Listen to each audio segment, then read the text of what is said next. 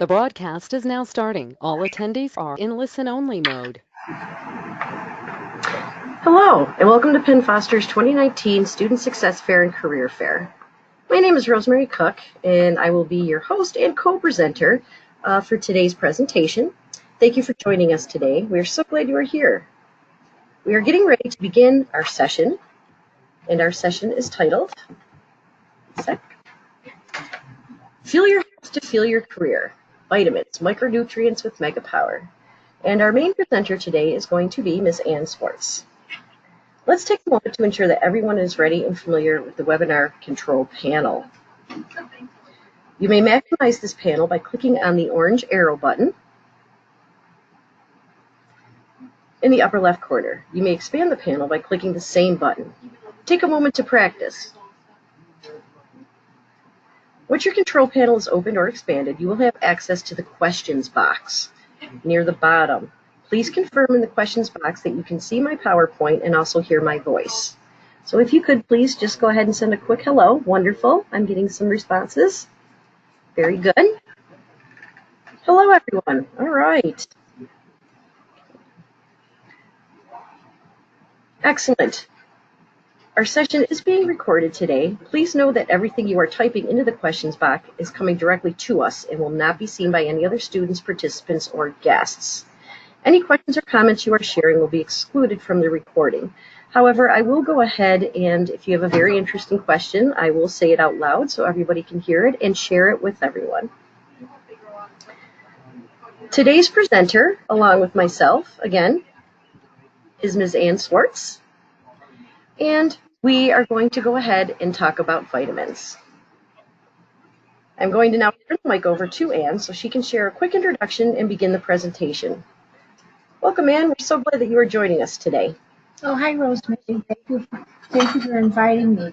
And I also want to thank our attendees today and hope you enjoy our presentation. From the title of our presentation today, I'm sure you've realized it's a little bit different than the others that you will be attending the remainder of the day as well as the remainder of the week.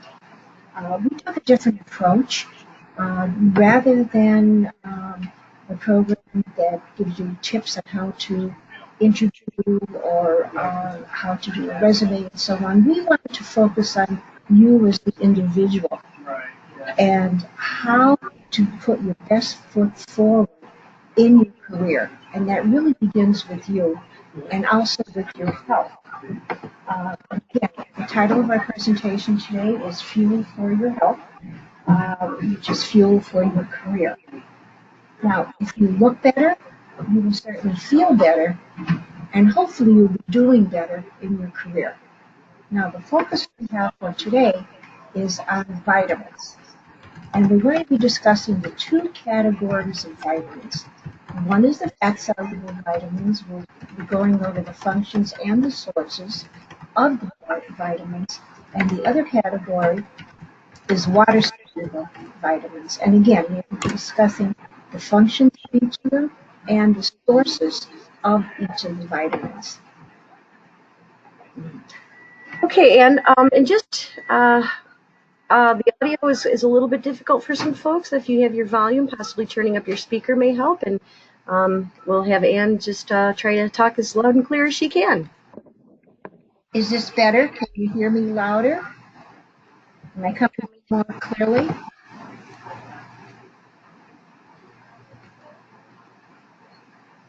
Okay, I think we're good. Yep. Okay. That's great.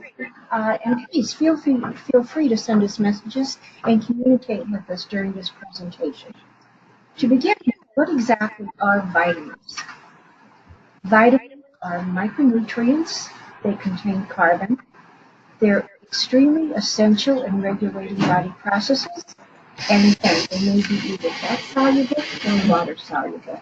Those are the only categories of vitamins. Now, when we get to the fat-soluble vitamins, obviously fat-soluble vitamins are soluble in fat. They can be absorbed in the intestine with dietary fat. They can be stored in the body. So that means they don't have to be consumed daily. If you miss a vitamin one day, a fat-soluble vitamin, you could make up for it the following day because you probably have some stored in your body. Now, because they are stored, they can build up to toxic levels if you overdo it. Fat-soluble vitamins are vitamin A, vitamin D, E, and K. And again, they are found in fat-containing food.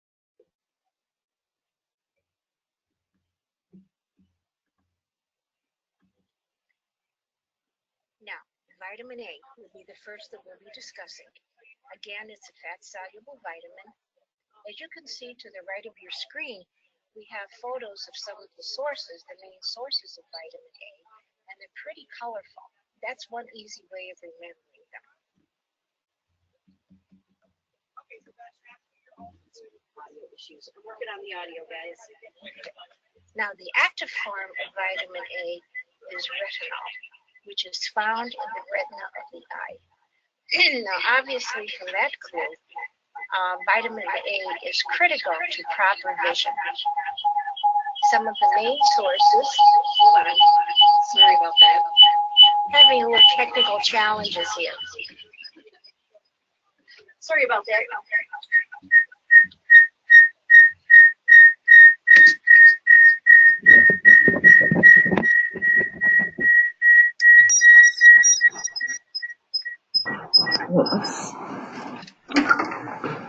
Let's try this, guys. Let's try this.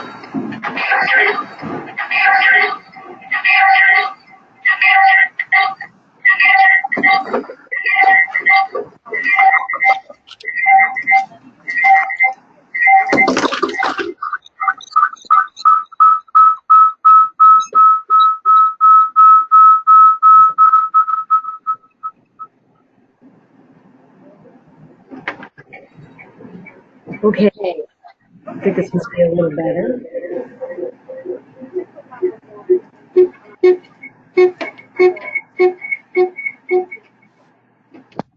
Okay, sorry about that, folks. So where were we? Sorry about that. Okay, we are talking about vitamin A. All right, and so as Ann had mentioned, we're going to go back and we'll hit the vitamin A slide.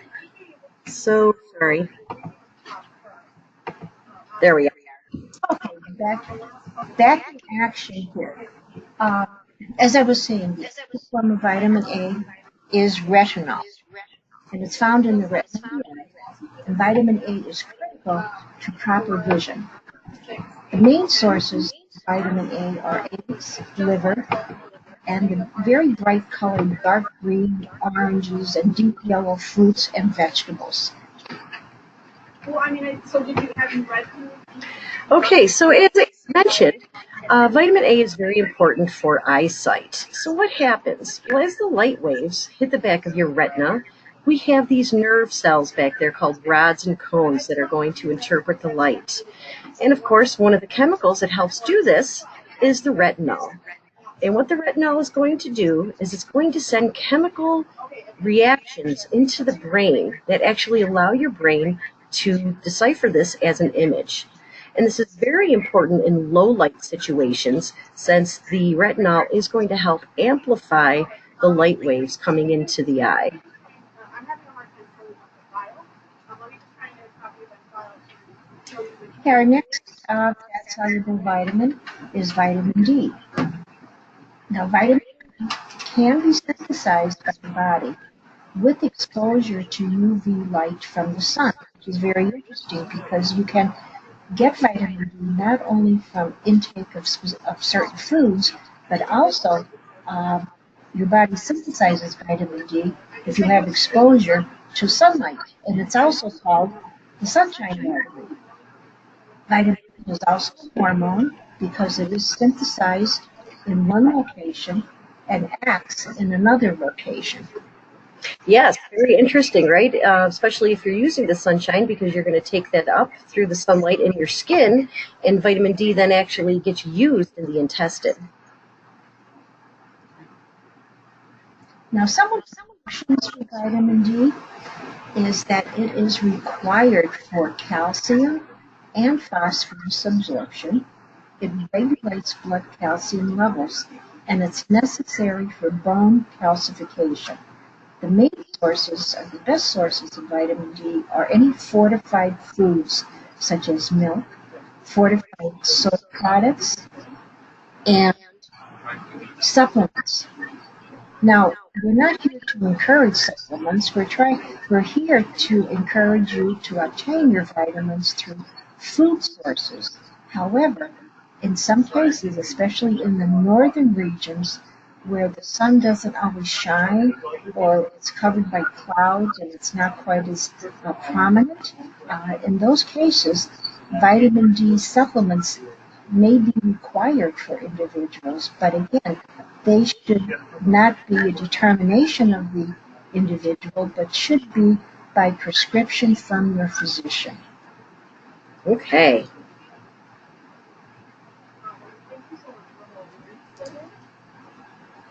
There it goes. Okay, our next vitamin is vitamin E.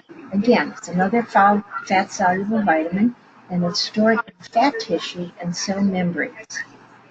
Vitamin E is very important because it protects against free radical damage, which Rosemary will be explaining to you.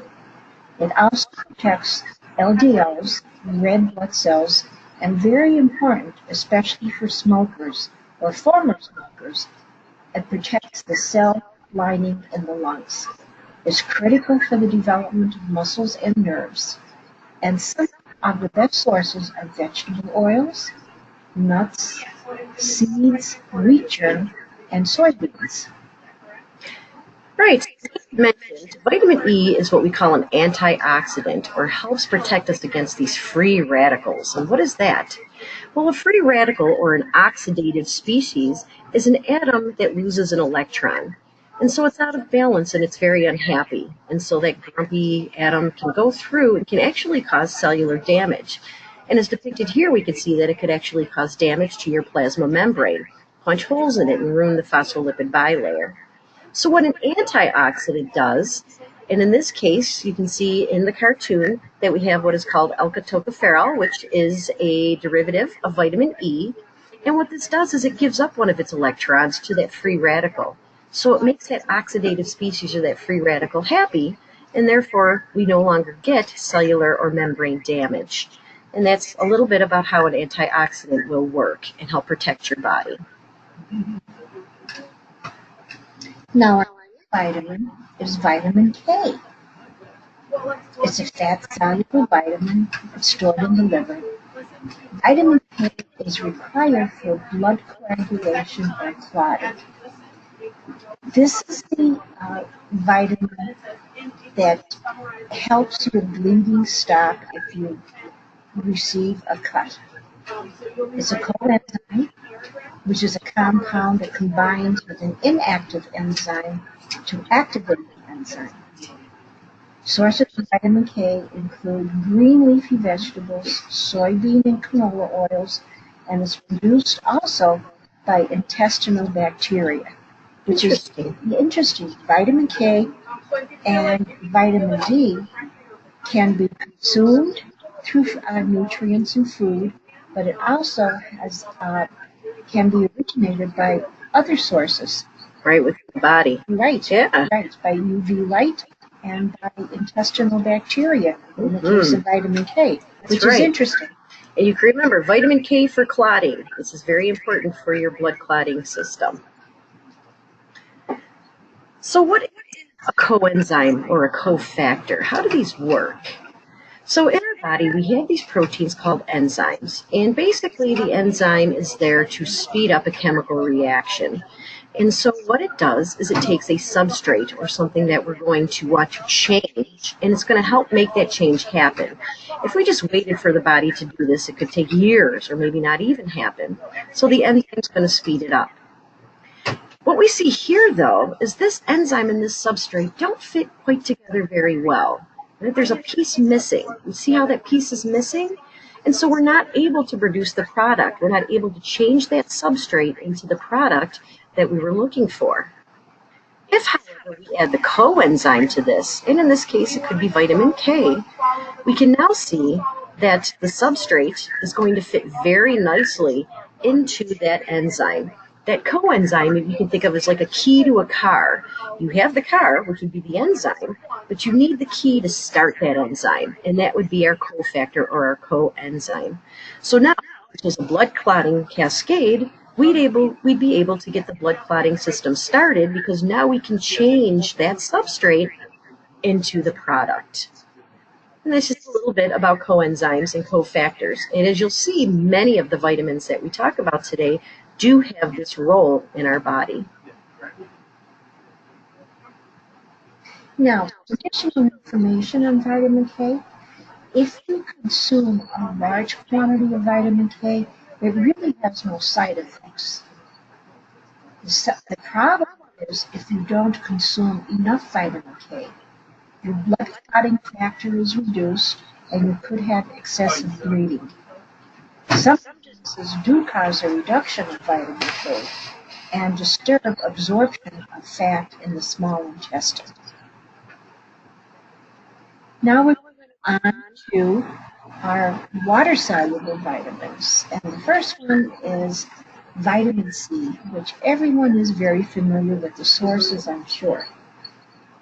Vitamin C is a water-soluble vitamin that must be consumed and replenished daily. You see this first difference between the water-soluble and the fat-soluble? It must be replenished daily.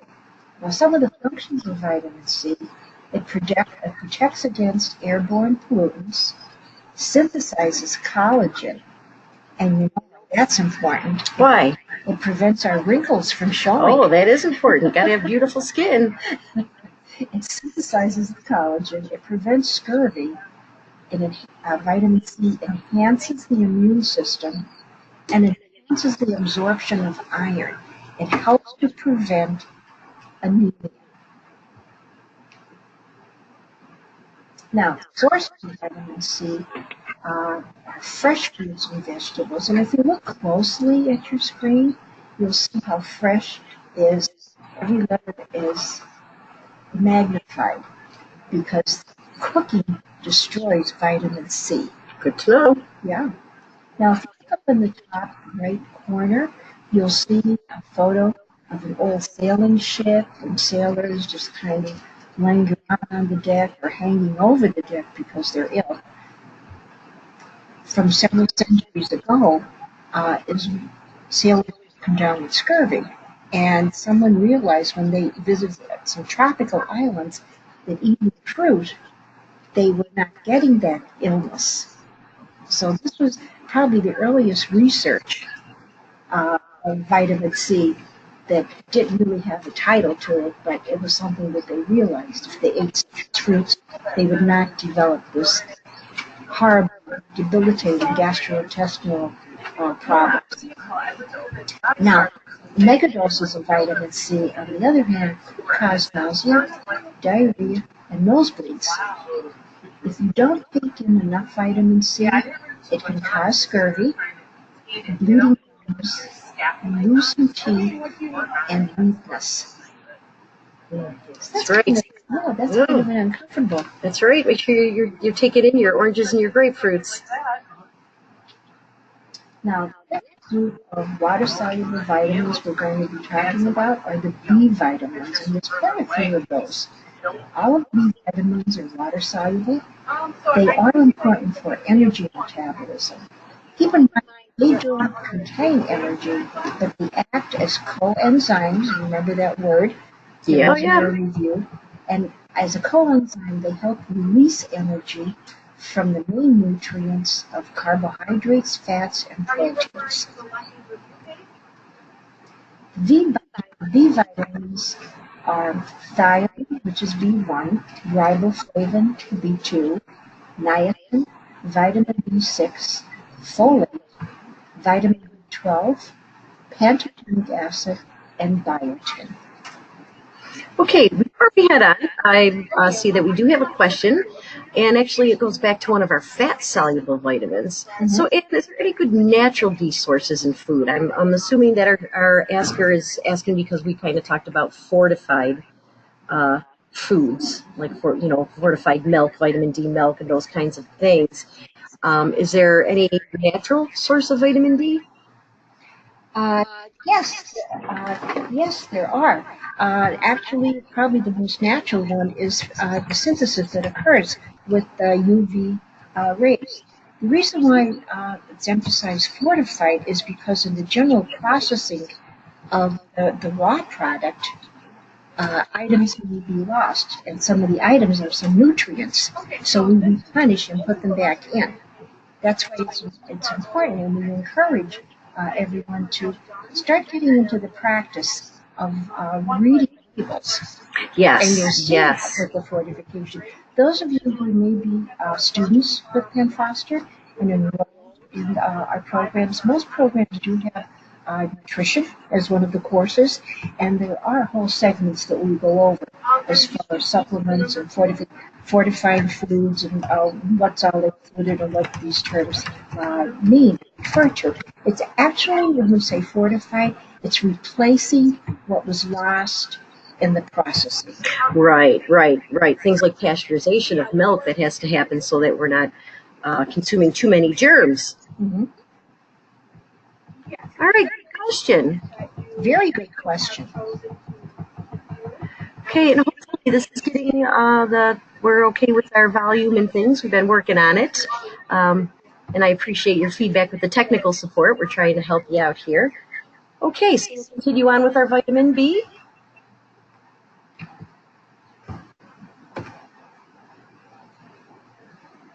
Okay, our first vitamin B that we're going to be talking about is thiamine, which is also known as vitamin B1.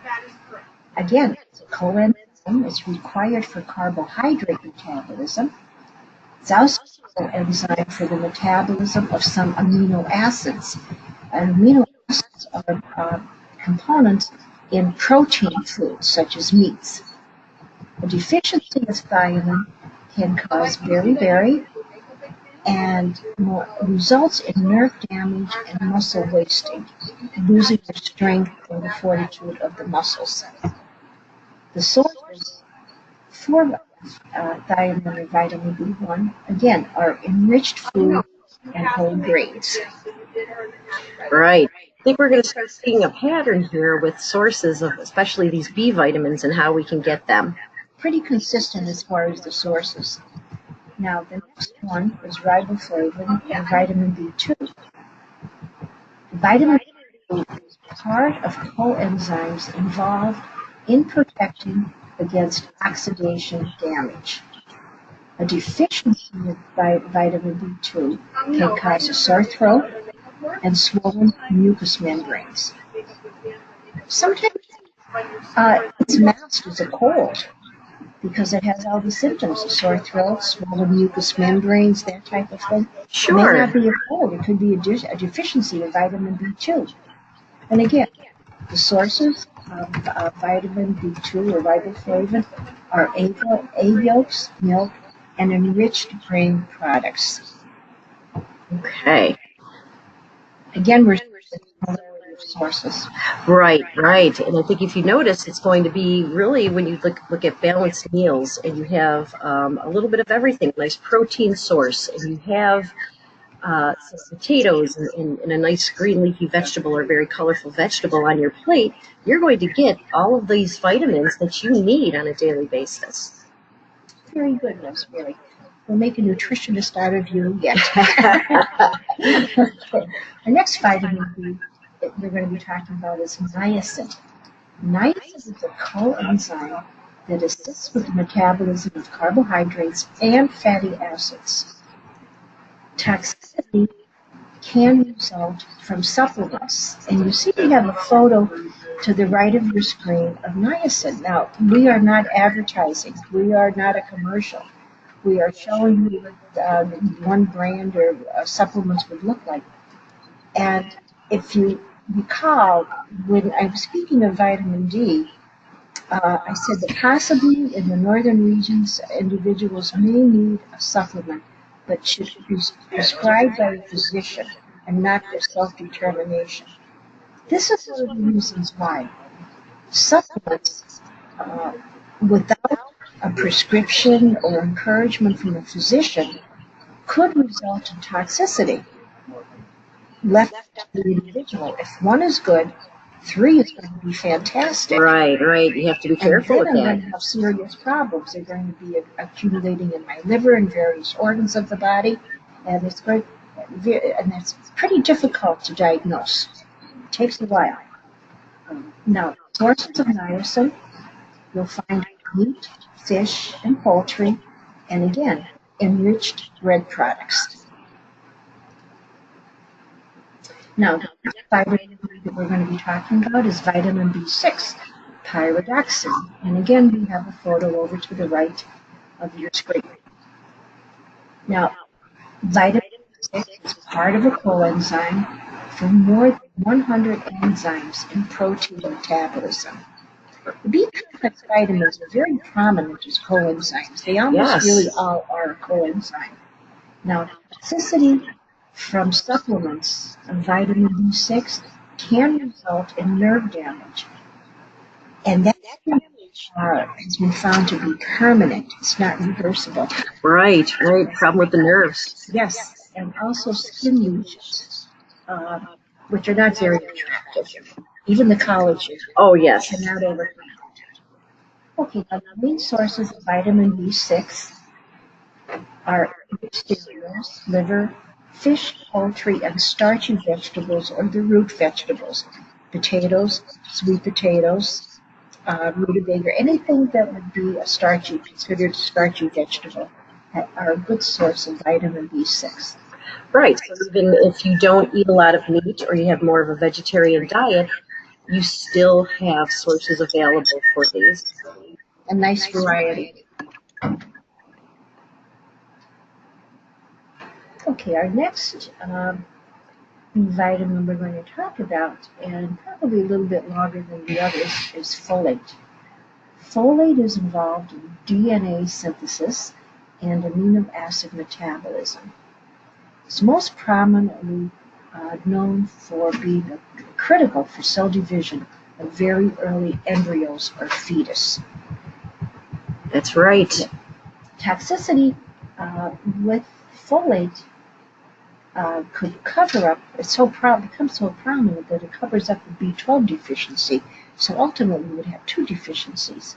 Now, the situation with this is very important for anyone who is pregnant or anticipating becoming pregnant, how important it is to take in folate. Right. This is probably the one area where we're actually going to say that you may definitely need a supplement. Is in the prenatal period of your life, because now you have 2 organisms within one body needing this folate, and it is so important for this development. The main sources for folate is ready-to-eat cereals, so that's really not requiring a lot of preparation here. No. And enriched bread products. Okay, our next vitamin B is vitamin B12. And again, it's a part of enzyme for blood formation.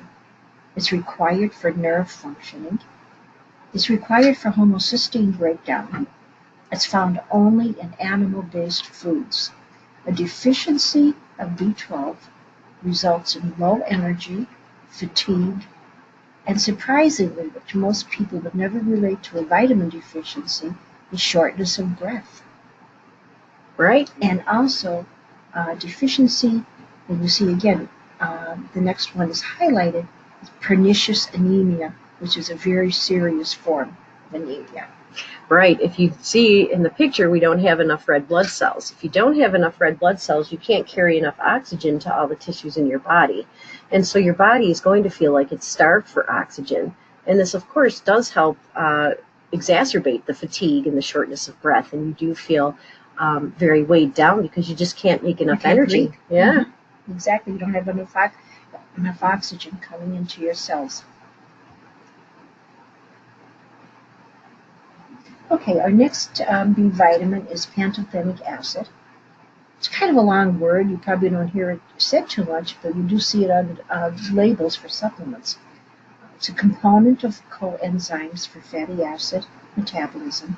Deficiencies are quite rare, so you really would never rarely be in a situation where a physician would prescribe a supplement of this vitamin for you. It's almost impossible to run into a deficiency unless you have medical conditions that would cause it. Now, the sources of pantothenic acid are chicken, beef, egg yolks, potatoes, oat cereals, and tomato products. So there's quite a wide variety there. Right. Again, you have a variety of sources, so that if you don't like something in particular, you've got other options where you can get this nice B vitamin. Okay, our next one is biotin. And again, it ranks way up there with the collagen provider. It's part of coenzymes involved in the metabolism of carbohydrates, fats, and proteins. And biotin is usually related to good quality or improved quality of hair and nails. It goes along with that. And again, deficiencies are rare, and a healthy intake provides all that you need. An overall balanced, healthy intake provides all the biotin that you need.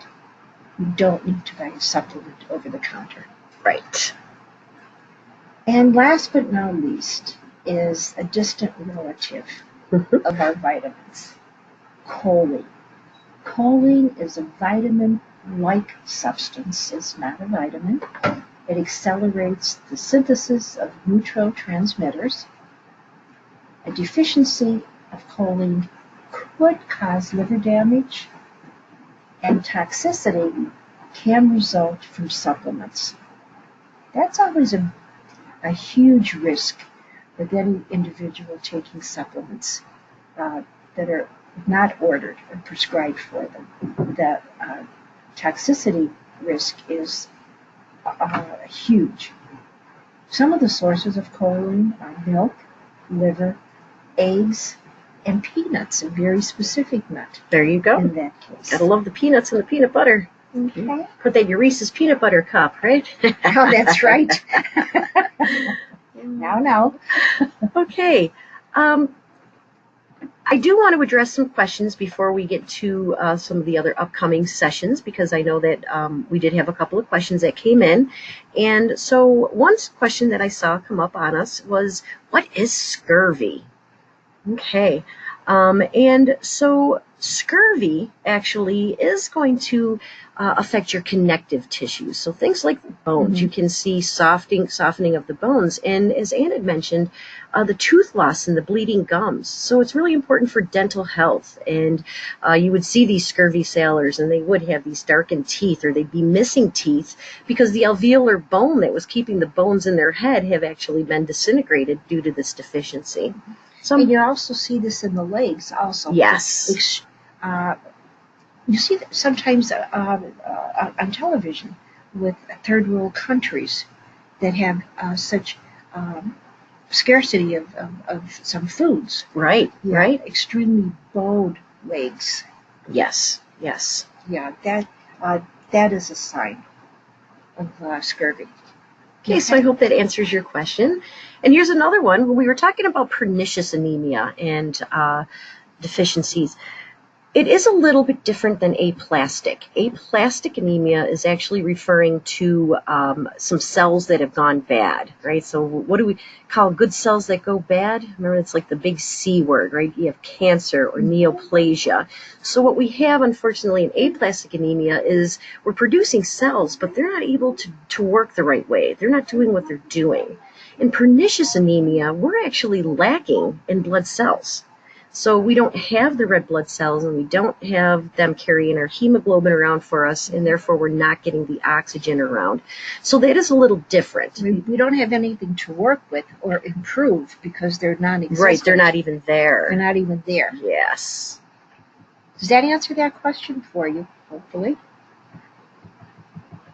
Do we have any other questions? Correct. So one is a lack of, and the other, the cells exist, but they do go bad. Yep, that's a very good way to put it. That's exactly it.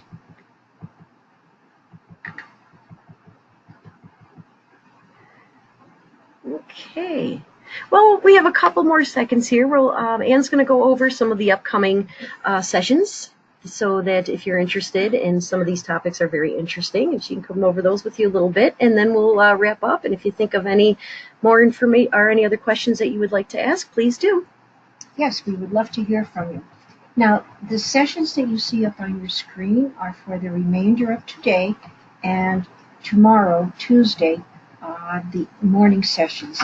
But just to remind you, we're having sessions all week. Yes, yes. So please look over them all, and hopefully there'll be many more that you will register for. I think you're going to find them very interesting.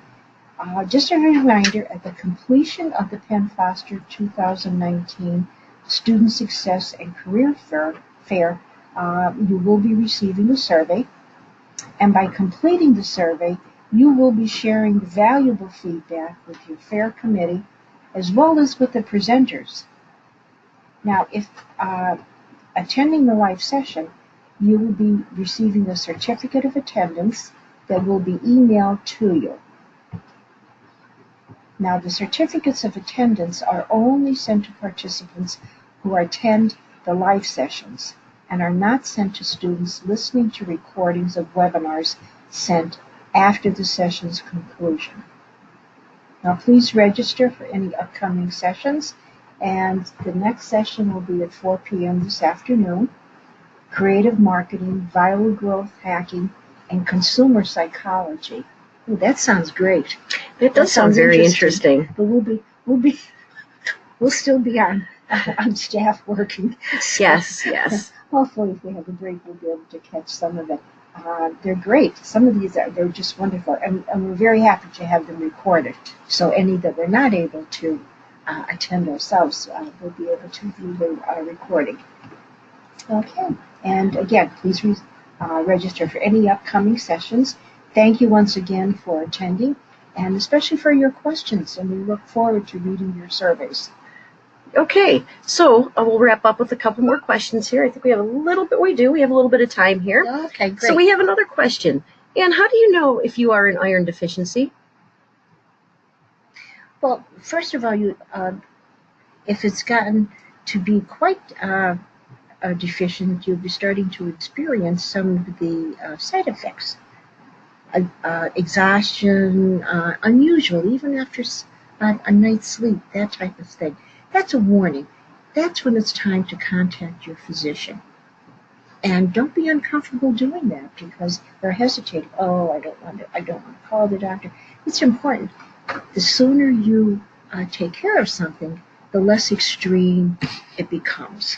Right. That especially that fatigue, that overall fatigue, again, the shortness of breath, because what's happening is you're just not getting enough oxygen to your tissues, and so that really kind of wears you down. They can't do their little energy-making chemistry that they need to do. Right. And your physician will, once you explain to the physician how you're feeling, what's going on, probably will immediately order some lab work, some blood work, and that will give the full determination of what your needs are.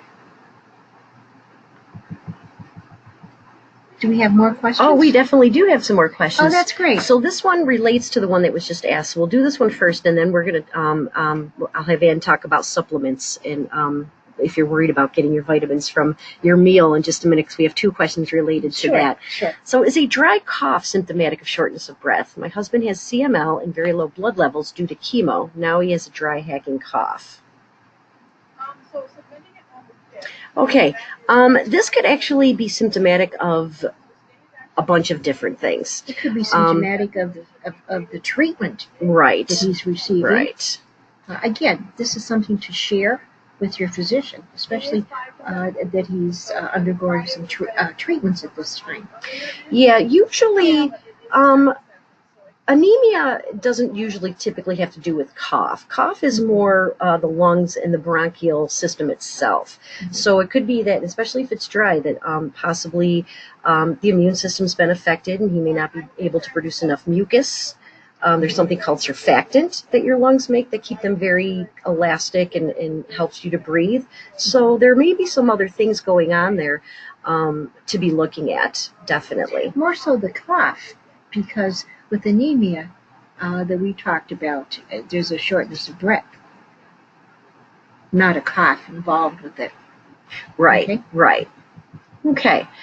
So a couple of questions were actually asking about multivitamins. So you have the multivitamin supplements, and are those good? Say, we're busy people. I had one person here ask, what if I just can't seem to get those well-balanced meals into my daily life? Is a multivitamin going to help me?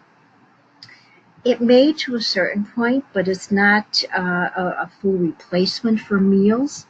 Hopefully, um, it's only would be a short-term situation that you'd be under as far as uh, time crunch, not being able to prepare meals or um, sleeping a little bit later, not able to have some breakfast, that type of thing. But as a lifestyle incorporating multivitamins, no, it is not good. Right, you're really Yeah, better off trying to yeah, get. because multivitamins, they do contain some water soluble and fat soluble. They have a combination, and there's some in there that may have a toxic buildup. Right, right. So that's the risk there if it becomes part of a way of life for you, substituting multivitamins for food. Okay. All right. Very good. And there was another interesting question we had about having trouble concentrating, and I've had this all my life. Was on pharmaceuticals growing up, but have gotten off them as an adult. What supplements would be recommended for maintaining focus? Interesting question. So this may be like maybe you felt if you had a little bit of ADHD or attention deficit disorder, and you're Yeah, looking to that would. focus. Well, It comes back to a balanced meal. right, Actually, right. is the best thing. It covers everything, and like we said, with some of the vitamins, there is a buildup. So if you don't have it today, it would be consumed tomorrow. So you would still have some in your system. Um,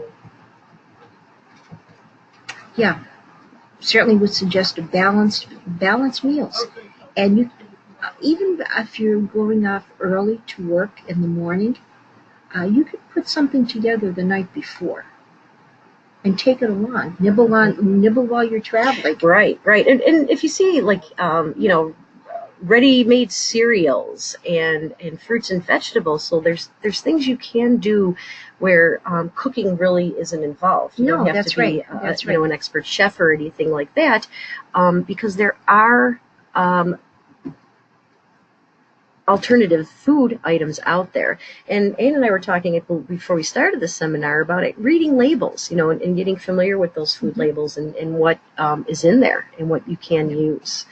Okay. And if you notice from our presentation today, the similarities, almost every one of the fat-soluble and water-soluble vitamins, basically the best sources are protein, chicken, fish, meat items, green leafy vegetables, bright orange fruits and vegetables, fortified cereals, fortified breads. It's very consistent right through the whole process. Right, right. So if you're eating something, you're getting a multitude of vitamins. Yes. Again, with the fortified dairy products. So if you have turkey and cheese sandwich on wheat bread with lettuce and tomato, you've got a pretty balanced meal right there. And, it's just a cold sandwich. And take an apple along or a banana. Mm-hmm. You could eat that on the way. Yep. Okay. I think we have time for one more, and I think this is an interesting one because you hear this about in the news. What about the omega-3 vitamins with the fish oil? I take 2 in the morning every day. Wondering if it is actually good to take. So we've got our omega-3 fatty acids. Okay. Those are actually a little different, Anne, right? They're not. It's not a fatty acid versus a vitamin. Right. They're not really vitamins, and you wouldn't be running into a toxicity with that per se. But I will still mention it. It's very important to mention to your physician, and hopefully you're all going for annual or semi-annual checkups and touching base with your physicians, because if you have an illness and you're going to have a prescription, a lot of these supplements or additional items should be mentioned to your physician because they could be contraindicated with whatever prescription is going to be ordered for you. Very good point. Definitely. Very important. Yes. Yeah. Because when you go in, they'll always ask, what are you taking and so on. And many people leave out multivitamin or fish oils. Or it's really critical that could be critical for you in your treatment of utilization of prescribed medications could be contraindicated. For example, some medicines, prescriptions that are ordered for hypertension,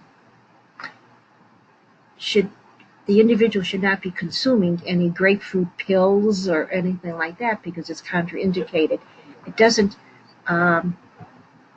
make you ill, but it reduces the potency of the blood pressure medicine. Right, and right. doesn't work up to its maximum. And that's only just one example. Okay. Well, thanks again. These are very quick questions. Administratively, we had a couple.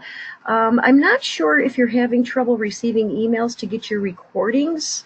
I'm not sure how to get around that one. You should receive an email to receive the recorded version of this if you registered for this, and that it will be sent to the email that you registered with.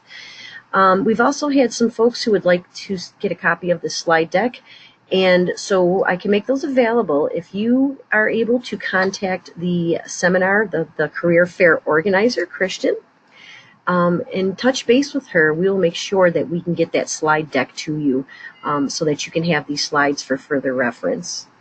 We hope you enjoyed the webinar. We apologize for a little bit of technical difficulty in the beginning there. Hopefully we smooth things out for you. And hopefully everyone will have a great day and learned a little something, and we'll be back again hopefully in the fall. That's right. And just remember what our key phrase here was today. Look better, feel better, and you'll do better in your career. That's right. Have a great afternoon.